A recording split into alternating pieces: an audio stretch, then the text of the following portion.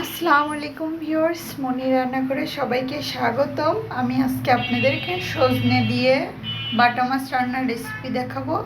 তাহলে চলুন রেসিপিটা শুরু করি। প্রথমে আমি মাছটাকে মাখানোর জন্য 1 চামচের মতো লবণ দিয়ে দিলাম, 1 চামচ হলুদ দিয়ে দিলাম এবং 1 চামচ মরিচের গুঁড়ো দিয়ে দিলাম।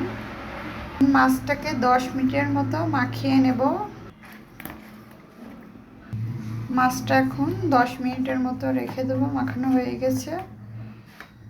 মাছটাকে ভাজার মধ্যে একটা প্যান নিয়ে নিয়েছি। এখানে আমি মাছটাকে ভেজে নেব। মাছটাকে ভেজে নেওয়ার জন্য পরিমাণ মতো তেল দিয়ে দেব।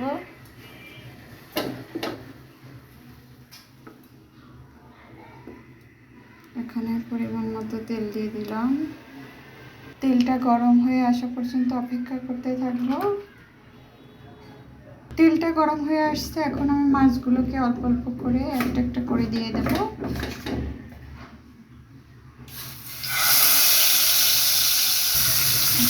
দিয়ে দিলাম। কিছু সময় মাছটাকে এপাশ ওপাশ করে ভেজে নেব। মাছগুলোকে আমি উল্টে দিয়েছি, এদিকে প্রায় মাছগুলো ভাজা হয়ে আসছে। মাছগুলো ভাজা হয়ে গেছে, এখন আমি এটাকে উঠিয়ে নেব। এই তেলের মধ্যে আরও কিছুটা তেল দিয়ে দেব মাছটাকে রান্না করার জন্য। তেলটা গরম হয়ে আসছে, এর মধ্যে 1/2 কাপের মতো পেঁয়াজ কুচি এবং কয়েকটা কাঁচামরিচ দিয়ে দিলাম।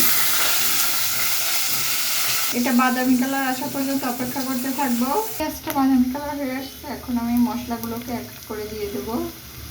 1 চামচের মতো আদা বাটা দিয়ে দিলাম, 1 চামচ রসুন বাটা দিয়ে দিলাম, 1 চামচ জিরে বাটা দিয়ে দিলাম, 1 চামচ লাল মরিচের গুঁড়ো দিয়ে দিলাম, 1 চামচ লবণ দিয়ে দিলাম, 1 চামচের মতো হলুদের গুঁড়ো দিয়ে দিলাম, 1 চামচ ধনের গুঁড়ো দিয়ে দিলাম।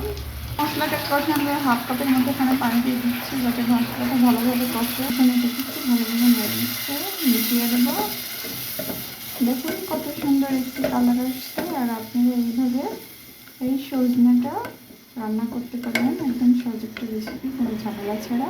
আমার মশলা কষানো হয়ে গেছে, এখন আমি সজনেগুলোকে অল্প অল্প করে দিয়ে দেব। এটাকেও কিছু সময় কষিয়ে নেব।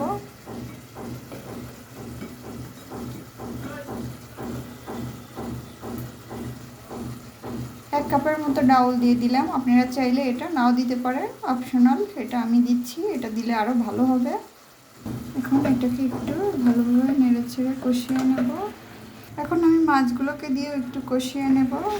একসাথে মিশিয়ে দিয়েছি, এখন এটাকে কিছু সময় কষিয়ে নেব।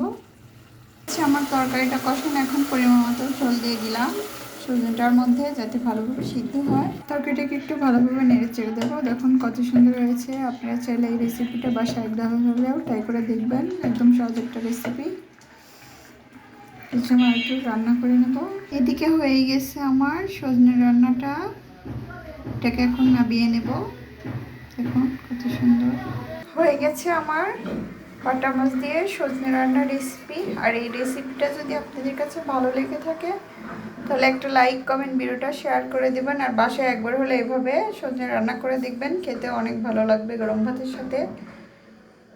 সবাই ভালো থাকবেন, সুস্থ থাকবেন, বেশি বেশি করে রেসিপিটা শেয়ার করবেন। আল্লাহ হাফেজ।